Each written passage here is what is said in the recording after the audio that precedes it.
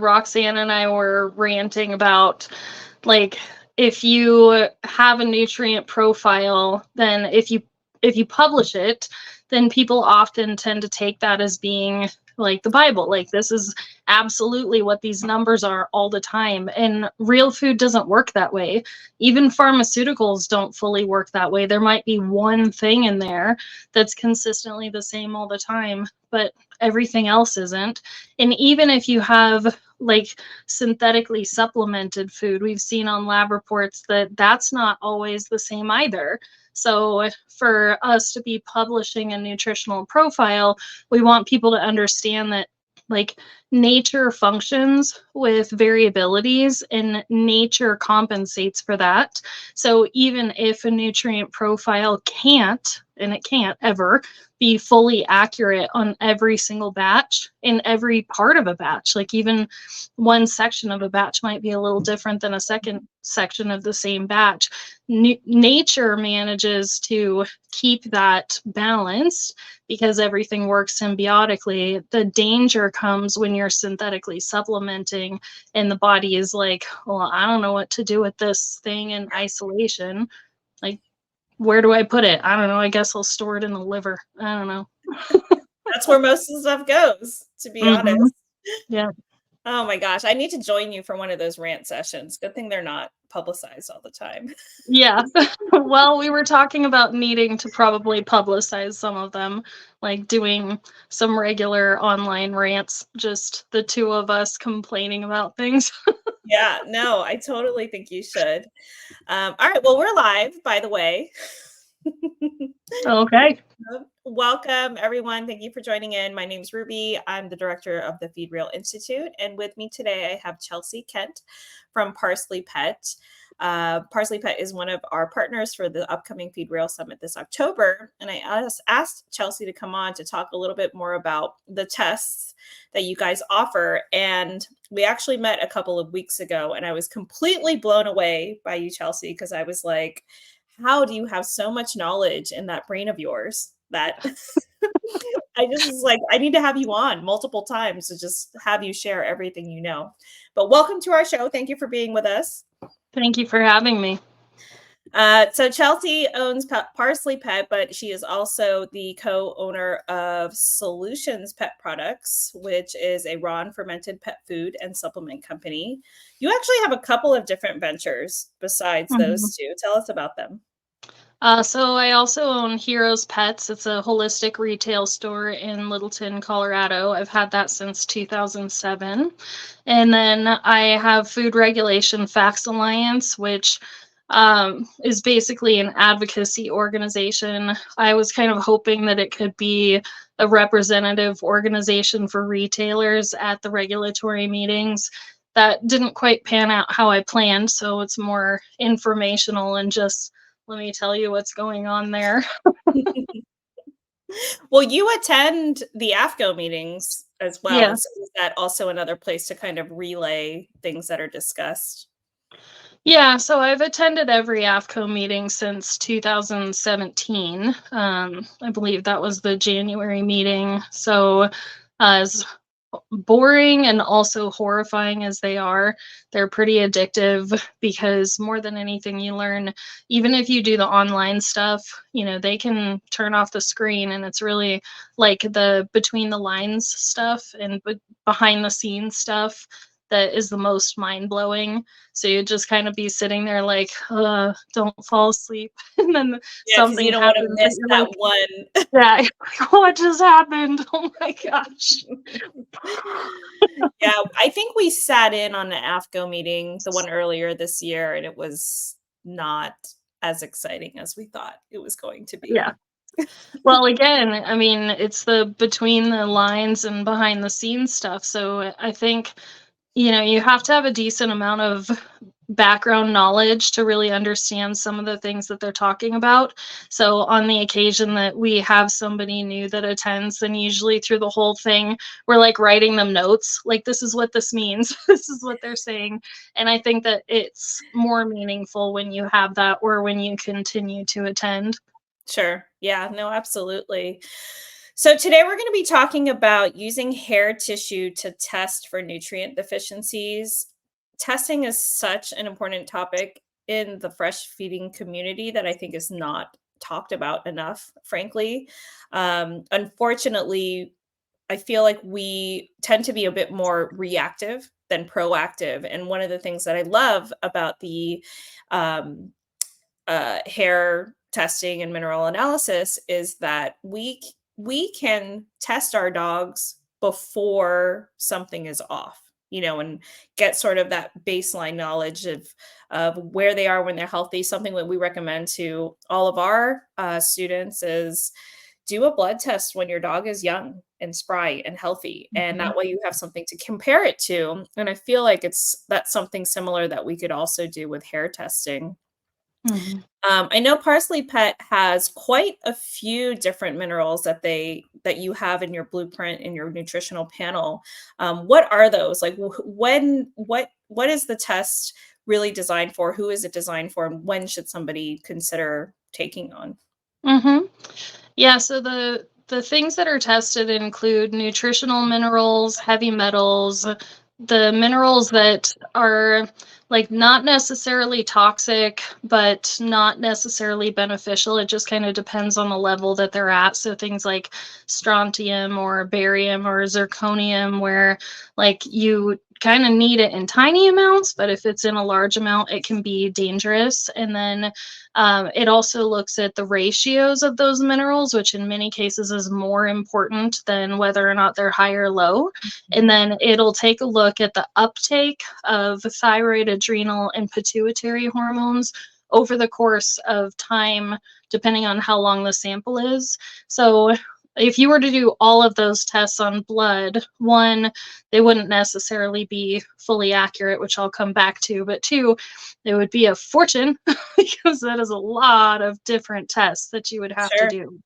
So going back to accuracy, if you take, for example, adrenal hormones. So say that you have a dog that has low adrenal hormone output or normal adrenal hormone output, you take them to the vet and they get stressed out. So at the time that they're at the vet, the cortisol levels are elevated. So either a deficient dog is elevated to appear to be normal, or a normal dog is elevated to appear to have elevated levels, pushing the line or all the way into what looks like Cushing's, because they're only able to look at what the levels were at the time of the draw.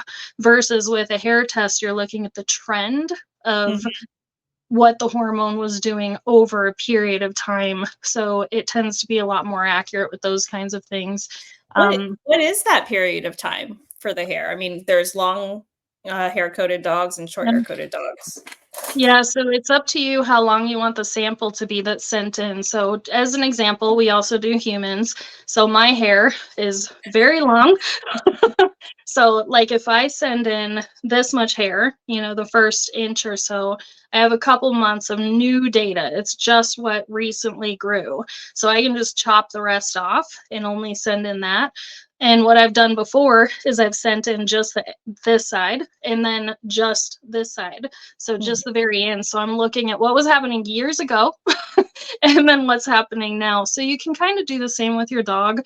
Or if you're like, I just want to know what's going on right now, then you can take a long haired dog and cut the sample and then just cut the end off. So we recommend not sending in more than about an inch and a half of hair, but you can send in a shorter amount for newer data. So an inch and a half would equate to a couple of 2 to 3 months of data. Uh, yeah, 3 to 4 months typically.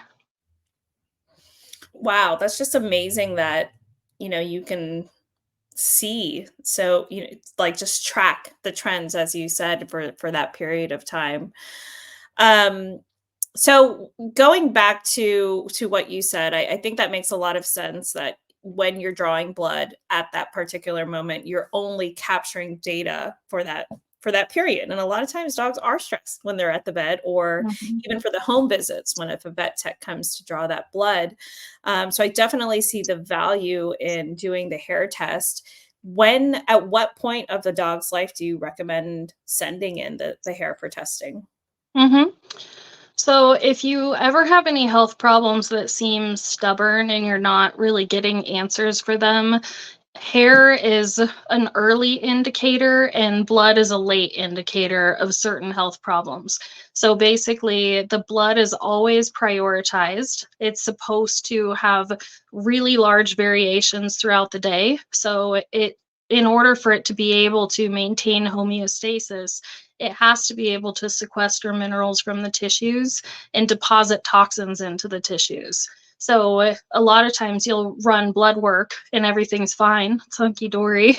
And then on the very same day, you can cut a hair sample and it comes back with a significant problem. For example, I've seen heart disease like long before it's ever come up on blood work. So it was just a way to catch early, like it's coming. You should probably start doing something about it. And you might only notice some minor symptoms, but it's good if you have those stubborn scenarios or if you're just not sure if you're doing things right. So we do commonly have people that will send in samples where they're doing a DIY diet and they just want to make sure that they're doing it right. Do they need to make a test? And that's really, really important, not just for DIY, but making sure that any formulated diet is working for your pet as well, because hormones have an enormous effect on minerals and on symptoms. So you could be following a nutrient profile like perfectly. You have a perfectly formulated diet, and your pet could be a disaster because their hormones are forcing the minerals to do something that they shouldn't be doing, and you have to kind of compensate for that. I have so many questions as you're talking, so I'm literally taking notes, but I also want to invite our audience. There's a good question that just came up in the comments, but if you guys are listening to this, we are going to repost this a little bit later, but feel free to comment any questions. Like I said, Chelsea is just a wealth of knowledge, so she's going to talk and you're going to be like, "Wait, wait, wait," just like I'm doing right now. So drop those comments in, and we're going to spend about 15 to 20 minutes towards the end of this live to make sure that we get to them.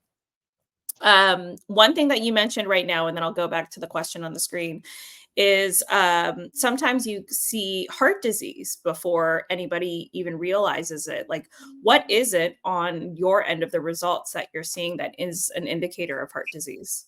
hmm So for the heart in particular, you're going to see imbalances in sodium, potassium, and then secondarily, you're going to see calcium, magnesium, phosphorus primarily. So every disease state has a specific mineral profile. It has certain effects.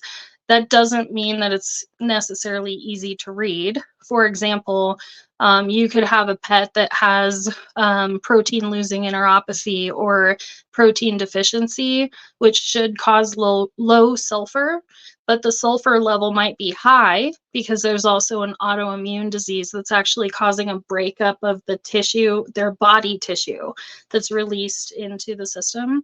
So it looks like it's higher than it actually is. So sometimes they're tricky because they do the opposite thing, but you can tell by the profile and kind of the overall map of it what's going on in most cases. That makes sense. The question was, what about for a pitty with super short hair? I think Mhm. going back to how much data you're actually able to collect if they have super short hair. Mhm. Yeah, you're just getting all of the new data. The only hair that you really don't want to send in is brushed hair because if it's willing to just come out, it's dead. So it's older information. So you do want to cut the hair, but you're just not getting old data. So if you wanted to track trends, then you would just have to be cutting hair regularly. But in my opinion, that's the best data, the short hair data. One thing really quick that a lot of people ask is, should I pluck the hair? No, Mhm. there's no value to getting a follicle, so don't make it painful.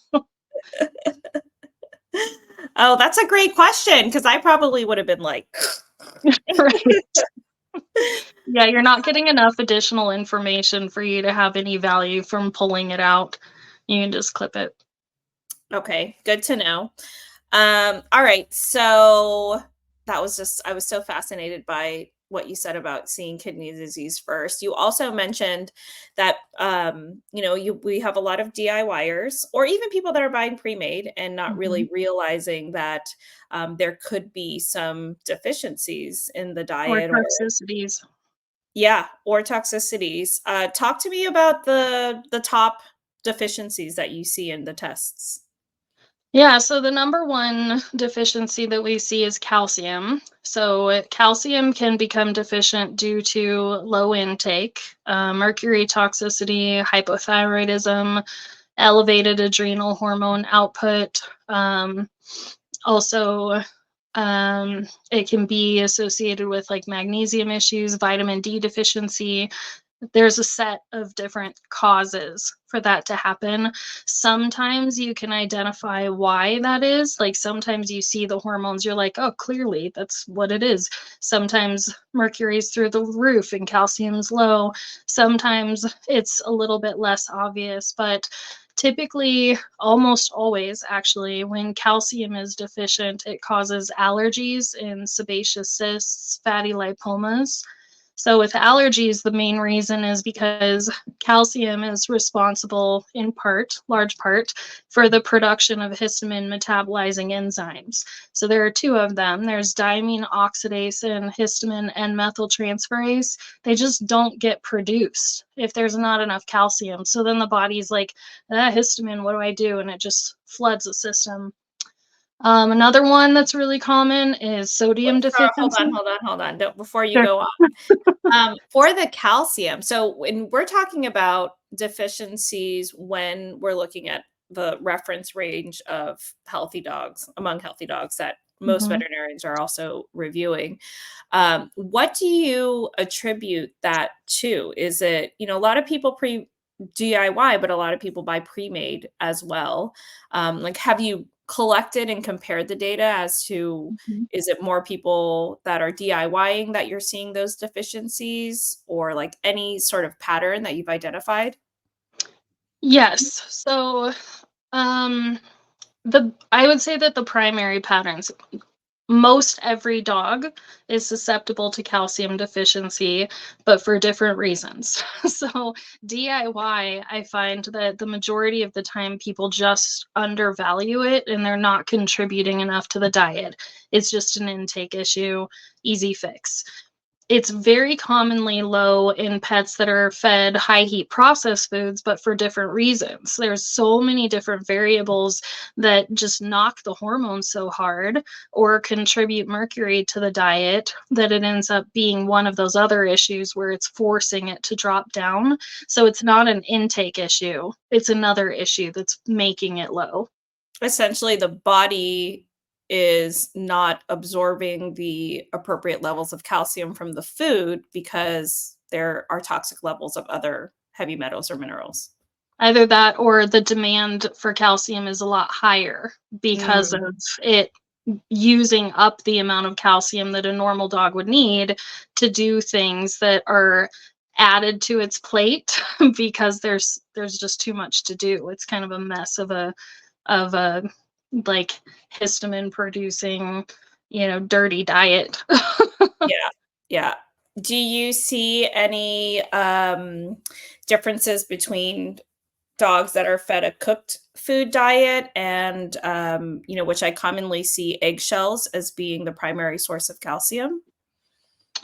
If it's you mean like a cooked frozen versus a high heat processed cooked? Yes. Yeah, so DIY or like a formulated diet, they're still equally susceptible to having deficiencies from not putting enough in. Just they just have to make sure that they're adding the right amount of calcium. And that is again very different from a high heat processed diet. So there's not that I've seen, I haven't seen a significant difference between a cooked versus fully raw frozen diet. And I heard you mention that you see a correlation between low calcium levels and allergies. Mhm. Can you expand a little more on that? Mhm. Yeah, so if the histamine is not metabolized properly, then of course the symptom is going to be allergies. So, I just had another thought of calcium. So I have too much information for myself. So yeah, like if you are seeing really any kind of allergy symptoms, which can be environmental seeming, like in the nose, the eyes, but more often than not, it's associated with the skin allergies. So the typical thing that people assume to be food allergies, where they're chewing and licking on the legs and feet. Again, sebaceous cysts, the cysts between the toes, and fatty lumps, all of those can be associated with low calcium. Yeah. That's nuts. That's nuts. And as you said, for in some cases, it's an easy fix if it's just an intake problem, but in other cases, there's so many other factors that can contribute to that. Mhm. Okay, so you mentioned low calcium, high mercury. Is that for one of the heavy metal toxins that you see? Mhm. So, I calculated this not too long ago. So, on average, the majority of heavy metals are not super commonly excessively elevated. Like, we'll see them on there, but not like in a dangerous range.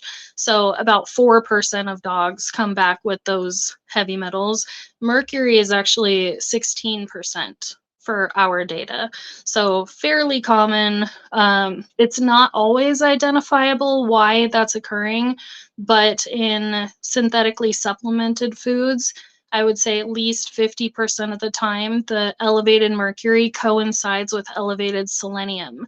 And if you look at the AFCO book, there's actually a chart of typical contamination levels of heavy metals on synthetic mineral isolates. And selenium is noted on there to pretty much always be contaminated with mercury in levels up to 1,000 parts per million, when 5 is considered extraordinarily toxic. Wow. Mhm, And there are natural sources, food sources of mhm, selenium, and so I think that that's just unfortunate because we probably see much more of that in the high heat processed foods mhm. where they're using different mixes and such to meet those AFCO standards. Yeah, and the typical supplement for selenium that goes into high heat processed foods is sodium selenite, and it's toxic at 7 mg per kg. And for comparison, arsenic is toxic at 763 mg per kg. So selenium's crazy toxic at low levels. So that works out to about 1 grain of sand per 10 pounds of body weight per day. If you go over that, it can cause liver necrosis or death. So they have to be super careful with the supplementation. Like it does not take a lot for the mercury levels to get really high if the selenium is mismixed or Mhm. contaminated at a higher level. Sure. Yeah, and I mean, we've already seen so many cases of the pre-mixed supplements where unfortunately, if one thing is off even by a little bit and it's mass produced, so many dogs are getting affected, unfortunately, by that inaccurate mixture. And it can go the other way too. I mean, if you have a supplement that you're trying to get right that's toxic at really low levels, then a lot of manufacturers are just going to cut back really far on how much they're supplementing. And with something that requires such a tiny dose, what if they just don't really put it in there at all? Now your pet has a selenium deficiency, which is going to damage their thyroid and it's going to inhibit immunity. So Sure. either way, it's a mess. One kills them quick and one kills them slow. Yeah. Well, and it also this goes back to your rant at the beginning of our live, which even natural food sources aren't going to test the same every single time. So it's almost giving false hopes to think that a premixed synthetic supplement is going to meet all of your dog's nutritional needs just by feeding the same thing out of the bag Mhm. every day. But on the upside, with a natural product, at least nature is symbiotic. So nature is like, ah, well, we didn't get much of that, but we have this. It can kind of play around with all of the amazing things that it knows that we don't. And when you have something that's man-made and mixed wrong, what's the body going to do with that? It doesn't have the tools to be able to compensate. Sure, sure. Okay, so we hit on calcium, some heavy metals like mercury. Is there another item that you see commonly in your reports from testing? Sodium deficiency, that one, I wouldn't say that the deficiency is extraordinarily common. It is fairly common. I do notice that a lot of DIYers don't supplement with sodium. And I think the reason for that is because it's villainized in the human world. Like, we have so many processed foods that are so high in sodium that everyone's like, avoid sodium.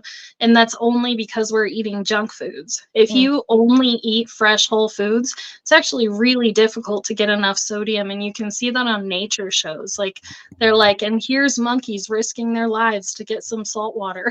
Like, you have to work Right. really hard to get it, right? So if you don't have enough sodium in the diet, it causes muscle wasting. And the reason for that is because sodium works the way I usually describe this is like, if a building made of bricks were built with like the mortar first. So you had the structure, the framework built, and then you took the bricks and you slid them into the slots. That's kind of how the cells use amino acids. So if you don't have the framework, then there's nowhere to put the amino acids. So the cell won't actually uptake protein. You could feed them 100% protein, they won't use it. Wow. There's actually some really good questions that came up about sodium. How much sodium should dogs have? So anywhere from zero 0.2 to zero 0.8 grams per 1,000 calories per day. So for puppies, the minimum is 0.8. For adults, it's 0.2. The majority of dogs are going to do better with it a little bit on the higher end. So unless you have a pet that has a reason to avoid sodium, for example, we commonly see this. Um, Sometimes we'll see pets with extraordinarily high levels of sodium, and then we go on the intake form and we're like, oh, they live by the beach.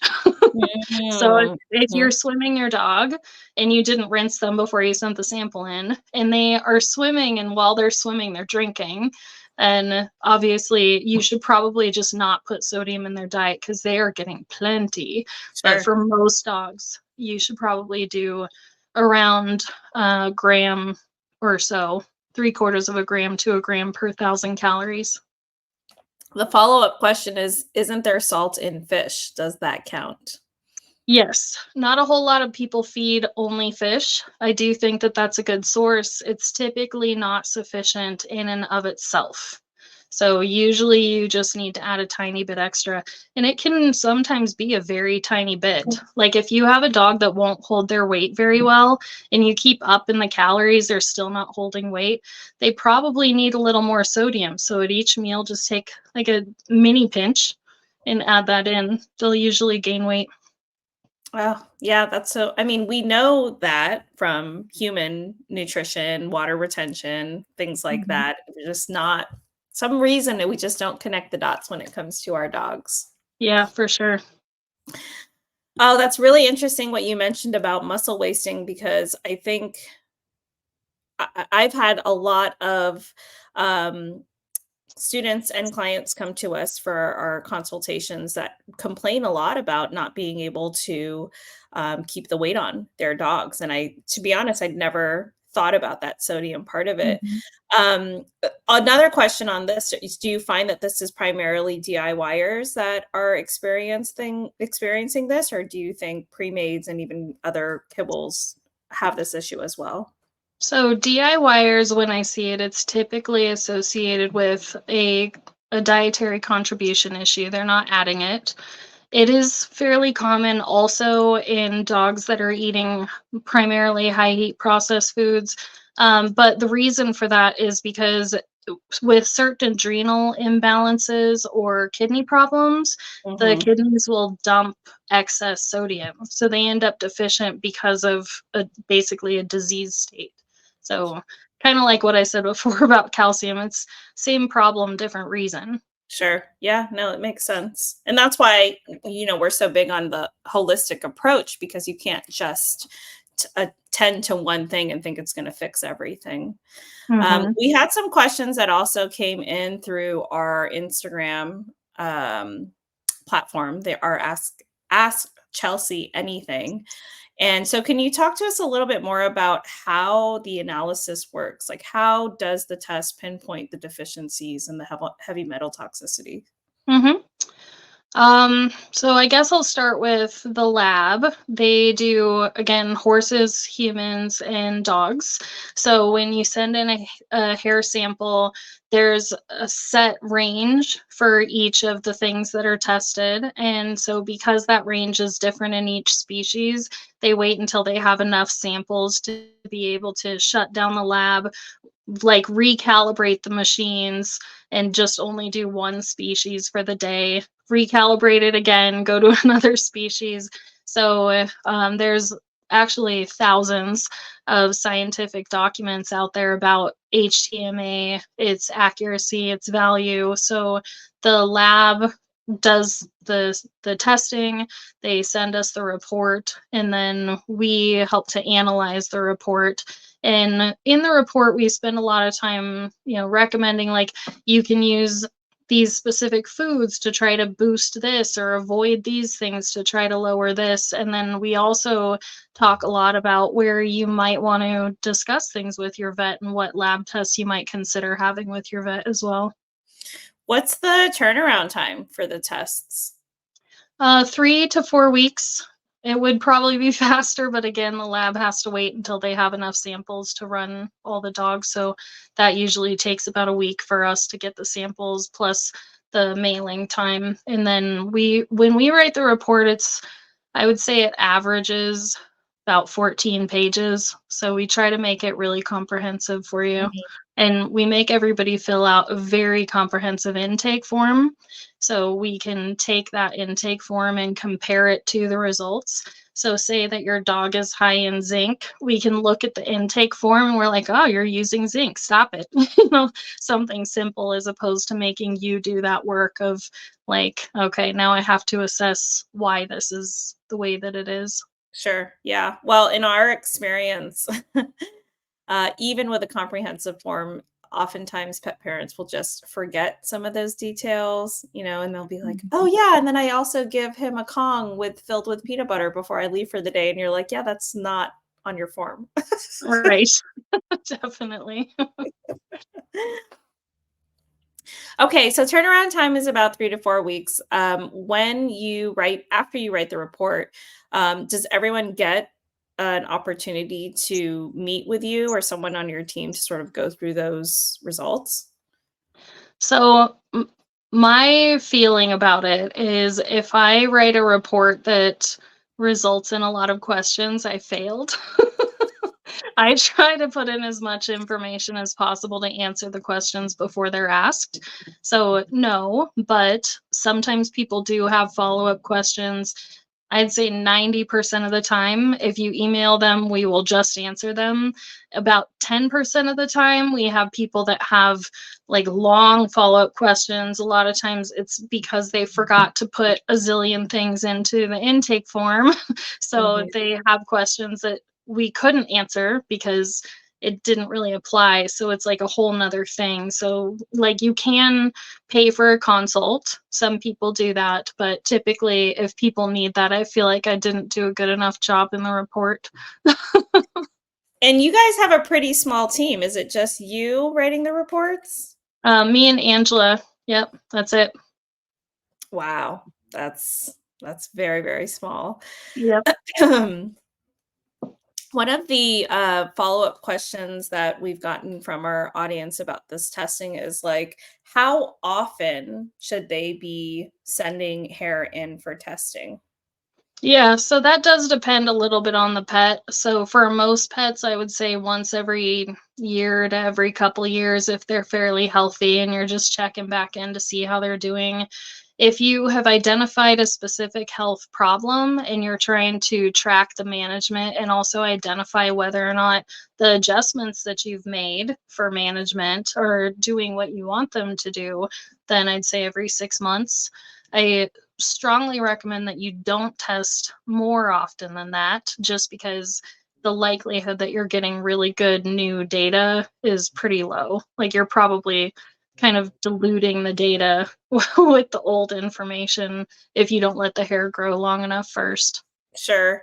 Do you see any trends on the types of pet owners that are sending samples in? Are they preemptively trying to track issues, or are they reacting to some sort of clinical sign that they've seen? I would say probably only about 5% of people are sending the samples in when there's not any known health issues. I'd say 90% of those, there's usually something that is gonna be showing up as an issue if they don't address it. So the majority of them are reactive. There's something going on. Sometimes really severe things going on. Sometimes more mild things like allergies. They're like, why is my pet dealing with this and I can't seem to get it under control? And here's 19 other tests that I've already done that didn't have answers. Sure, sure. What are your thoughts on gut microbiome tests, especially for someone whose dog is experiencing some symptoms of allergies? Like, Mhm. where does that fit into hair testing, if at all? Yeah, so it's very different information. And I think knowing what I know now, if I were to have a dog with a severe digestive issue and I felt like there was a microbiome issue, I would probably do the hair test first, just because there are certain indicators, like several indicators, that will say you're definitely dealing with a digestive issue. And from there, you know that that's something that you need to be doing. I think that there's always value in making sure that that's accurate, and I don't know enough about those to know whether or not accurate can be generalized. Sure. So, yeah, so I think there's value to them. They're not at all the same thing. The rebalancing of the gut is great. I think also if you rebalance the gut without ensuring that they're nutritionally sufficient in things that are going to contribute in other ways, then you're not going to get the best bang for your buck when it comes to resolving things. You'll probably end up getting Seeing some that same issue. resolution. Yeah, Yeah. but not necessarily a full resolution. Sure. Yeah. No, when we see that, and I think fortunately and unfortunately, our pets are generally so resilient that it Mhm, seems like a lot of the issues have been resolved, but they tend to resurface some amount of time later. mhm. They're scavenger species, they're so resilient. Yeah. Yeah. I want to circle back to AFCO a little bit because, we actually had Dr. Connor Brady on last week, and he talked about complete imbalance, in his opinion, being a myth. That, and I think you sort of touched on that a little bit in the Mhm, beginning, talking about, with whole foods, you're just not going to get the same result every single time. mhm, Um, the reference ranges that you're comparing test results to are for what's looked at as a normal or healthy dog, who we know for the most part are going to be kibble fed. mhm, Um, how do I ask this?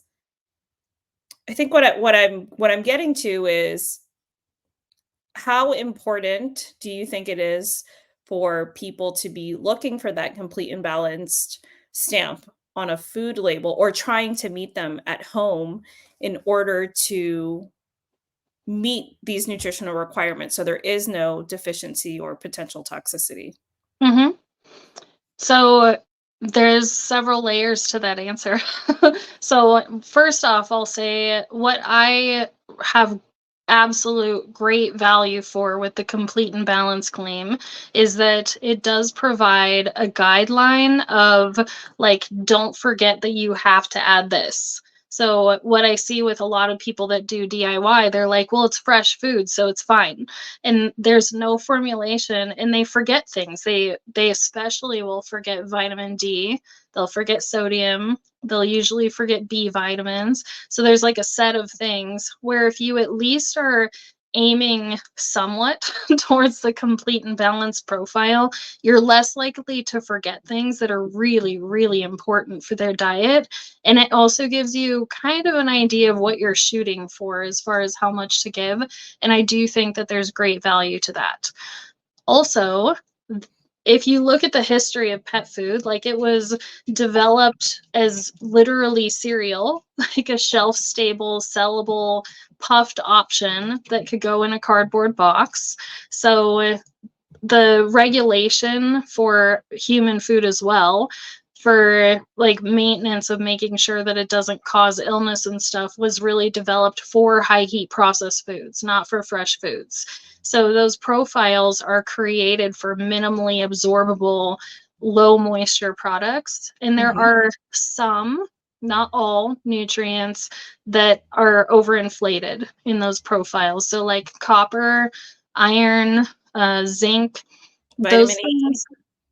Vitamin E, but vitamin E is actually a result of basically the use of used restaurant grease that is in the high heat processed food. So it's trying to like offset that we're using this disgusting toxic sourcing. So that one's legit. They should keep that high if you're Well, if they're going to for processed food. yeah, Yeah, for processed food, but yeah. I don't think so for fresh foods. I think that number is inflated. Yeah, it's pretty high. So, like those kinds of things, I think that nature gives us indicators that it doesn't want those numbers to be that high. Like if you are using all fresh food ingredients and you're trying to formulate to fit those profiles, there are certain things, I forgot manganese, they're so hard to get into range, and it's because in fresh foods they're natural, they're absorbable, they're symbiotic. So if you meet those numbers, it's probably in some cases too high. Now in a fresh food, you don't have to worry as much that it's too high because it's symbiotic, so it's going to detox. It's not quite the same thing as having like a toxic isolate that just clogs up the liver or the kidneys. So I think it's not a big deal if they're higher than what you need in a fresh food, but I also think that you can get away with certain things being lower than the set minimum and not having any deficiencies. Manganese is so hard to get in high amounts in a really good food, but I've also almost never seen deficiencies of manganese on the Parsley Pet tests, and it doesn't matter what you're feeding. Interesting. I know Karen Becker a while back attributed crucial cranial tears in these to low amounts of manganese. And I've never really been able to pinpoint the research behind it. It makes sense, lots of logic behind it, but I'm really surprised that you haven't seen any low levels, because it's one of the things that everyone's like, don't skip the manganese. Yeah, no, it's it'll usually be on the low end of normal, but deficiency is pretty uncommon. Copper deficiency is associated with poor or worse collagen utilization. So you have to have copper and vitamin C to uptake collagen. So you don't want to have a copper deficiency, because that will definitely cause joint problems and immune problems. And going back to why would you test, right? Like, I'm giving enough copper, we're good. Sure. But if you are inadvertently giving something that's high in molybdenum, it will force copper levels down. So you could have an adequate amount that you're giving, but the retention is poor because of something else that you might not even know about if you don't test. Yeah, that's true. I think people often forget that everything that you put in your dog's body is going to either work together or against each other. That's what I meant earlier about why looking at the ratios is so important, and why it's in many cases more important than whether or not something is high or low. Like if you have, even with hormones, but like let's say sodium and potassium, and they're both really, really high, we typically don't really see symptoms with that. But if one is high and one is low, the body is a disaster. And that's how it is with everything. Everything has some relationship with something. What other ratios do you guys test for? Calcium, phosphorus? Calcium, magnesium, and phosphorus all have to be in a good ratio. Copper and zinc, copper and molybdenum. Copper And iron, especially associated with heavy metal levels. There are certain minerals that appreciate heavy metals more. So if you have deficiencies of those minerals, then you will have heavy metal toxicity, even if you're not giving a large amount of heavy metals. Just normal, typical exposure that would stay low. If there's mineral deficiencies, those minerals aren't available to chelate out those heavy metals. So you end up with an elevation of heavy metals, not because of exposure. We've talked so much about exposure from food. What about environmental Mhm. exposures to heavy metals? Have you seen anything like that? Not only heavy metals, sometimes supplements. So, for example, I can usually tell when somebody is using a calcium supplement from like a pill because the calcium will be high and also strontium will be really high. So, if they're high enough together, that's fine. But if strontium is higher than calcium, it can actually replace calcium in the bones, which can cause what they call strontium rickets. Um, there was one scenario where we had a test from a 2-year-old dog that was really high in radioactive elements, and we looked up where they live and found that the year before there had been a fairly nearby nuclear reactor leak that was minimally publicized. Yeah. Wow. We also find, like, I can almost always tell just from first glance at a report if somebody lives in New York because their nickel levels will be insanely high. Oh, from the water? Air, water, pollution. Wow. Wow, that's fascinating. Mhm. Very Yeah, so interesting. once in a while, we'll get a report and we'll say, you too, your family, your human family might also have exposures to something, and it might help to even rule out where the exposure was for your pet if you get a test too.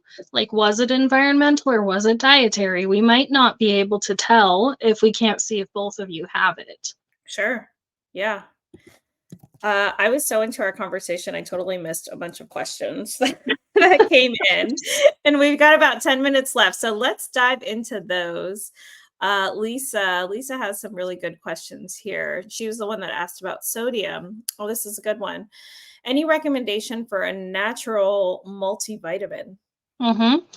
I would say there's no such thing as a good quality multivitamin that's labeled multivitamin. So, what I recommend instead is things like raw goat milk, the carnivore sprouted seeds, or like any kind of seed blend, especially if they're sprouted, spirulina, whole sardines. Those work really well. Um, yeah, those are probably the main ones. Why don't you recommend something that's labeled as a multivitamin? If it says that it's multivitamin, then it inevitably is going to have a whole bunch of isolates in it, and each one of those is likely to be contaminated with heavy metals. So you just don't know that they have their ratios correct. You don't know if it's contaminated, and also each one of those things may not have the symbiotic benefit of, working with the other things that are in there. And if you're feeding your dog, period, then you're already giving them nutrients. So you don't necessarily know that what's in there is appropriate for them. What if your dog already has high zinc? You're giving a multivitamin that has zinc in it. That Yep. might be really bad for them if you're giving it in an isolate form because it might not detox correctly. Whereas if you give a higher zinc food, the body's probably going to be able to utilize the other compounds in there to stabilize the zinc, even with the higher intake. Yeah, and something that you mentioned earlier with feeding whole foods, especially for DIYers, that it's not as dangerous or worrisome because the body knows what to do and how to detox when it has too much of something. Mhm. But lately, I've seen a lot of those beautiful DIY bowls that, and mine never look like that. I use like the ugly bowl hashtag because I just throw it all in there. But I've lately been seeing a lot of zinc supplements, and Mm. magnesium is another one in powder form. And it really makes me think like we we switched to fresh food to take a more natural approach, but then somewhere down the line it was like we just went Mhm. back to adding supplements to meet these nutritional requirements. Have you seen Mhm. that? Yeah, absolutely. And Yeah. unless there's a specific issue, you typically don't need to do that. So the Parsley Pet data analysis that I've done has actually shown that the percentage of dogs that are dealing with deficiencies in formulated raw diets is 12%. In DIY diets that I have no idea if they're formulated or not, it's 13%. And in synthetically supplemented diets, whether they're frozen or high heat processed, is 18.9%. Hmm. So it doesn't necessarily ensure that you're gonna get your pet what they need. A lot of those synthetics, like you can even research them, like what is the nutritional value of this form of this vitamin? In a lot of cases, there's no nutritional value. You can feed it all day long, it's just gonna go straight through. Sure. Except it might compete out space for something else that your body, your body, your pet's body, somebody's body that's taking it needs. Yeah. And I don't wanna scare anyone, but there have been many reports of supplements being tested, that aren't regulated, and they get tested, and what they say is in there is not in there at Mhm. all. So you know what you're giving your animal if it's in fresh food form. You can see it, you can feel it, you can smell it, but once Mhm. it's in that capsule, it's like, who knows? Yep, absolutely. Lisa had another question. Can you see kidney disease? And I think this was after we talked about heart disease and some of the markers that you might be able to identify in the Parsley Pet test. Yes. Yeah, so we can see kidney disease, we can see inflammatory issues, sometimes autoimmune issues, like things like leaky gut or protein losing enteropathy. We can't necessarily say like this is what your pet has, or like this is what they would be diagnosed with if they were at a vet. Like it can't be that specific, but we can definitely say like this profile shows that most likely there's an issue with the liver and this is why we see it. This most likely is a problem with the kidneys or the intestines or the hormones, or like a more broad view, and then you can use that with your vet in tandem to help to kind of hone in on something more specific in a treatment plan. Has a veterinarian uh, ever contested the results of your test? And I ask that because, at least in the food world, and in my experience, a lot of times, we'll do a consult, and if you have a conventional veterinarian who isn't well versed in whole foods, or really on board with feeding fresh food over a processed food, it's like some of your recommendations just go out the window and they're like, Mhm. yeah, this was garbage. Have you run into any issues like that? I haven't had any vets directly contest, no, but we do have vets that we work with. There's a lot of them actually that we work with that mostly, if they want to work with us, they'll just suck up the information. They love it. And then we have occasionally had like the person that bought the test say that they took it to the vet and the vet said this thing. Like recently, I had one that said that the vet was like, well, you can't test hormones with hair. So I'm like, who's your vet? And I sent him probably like 100 scientific links to validation that you can. So he didn't contact us directly, but occasionally, I think that most of the time, if they're going to disregard it, it's just because they don't understand it. They can't have a good conversation about it because they don't know what they would say. Yeah, definitely. All right, we are going to end with this last question. How long does it take for a deficiency to manifest? Oh, that would just depend on the situation. So I would say, if it is a hormone-induced deficiency, I think probably minutes, as far as I can tell. So if you have low thyroid, it'll push down calcium and magnesium. But if you have low adrenals, it'll push up calcium and magnesium. So they do opposite things. But what if you have both at the same time, right? So what would it do? Should it do this? One would think maybe it does. But what actually seems to happen is that the individual will have symptoms of both, sometimes almost simultaneously. So they'll have symptoms of low calcium at one point in the day where they have allergies, and then later on the allergies go away, but they have really bad digestive issues because the calcium went way up and down. So the way that the body manifests with both of those is like it's doing this throughout the day. So we won't necessarily see that on the report. What we'll see is where is it trending? And it's usually trending either low or high, depending on which hormone is worse or dominating, I should say. But we do see that there can be really dramatic fluctuations like that. So if it's not hormone based, it's probably you're moving toward deficiency after about 4 days, but you wouldn't get into the range of it necessarily being out of range if you had a healthy pet initially, probably for like a month. Yeah. Well, and that's the other reason why we harp so much on feeding variety. I think you're more likely to see those deficiencies manifest if you're feeding the same thing every single day. And that goes for both processed kibble and for fresh food. And that also As goes for yeah, toxicities. Yeah. that's right. Yep. We had somebody recently that said that they were feeding only tilapia and sweet potato, and I don't know if they just didn't fill out something correctly on their intake form, but their profile read as if they were feeding a really, really low quality kibble diet. Mm, And if you think of like farmed tilapia as basically eating kibble, so they right. kind of are what they eat, and that may have just transferred over to the dog. So like toxicity is almost just across the board. Yeah. Wow. No, you're absolutely right.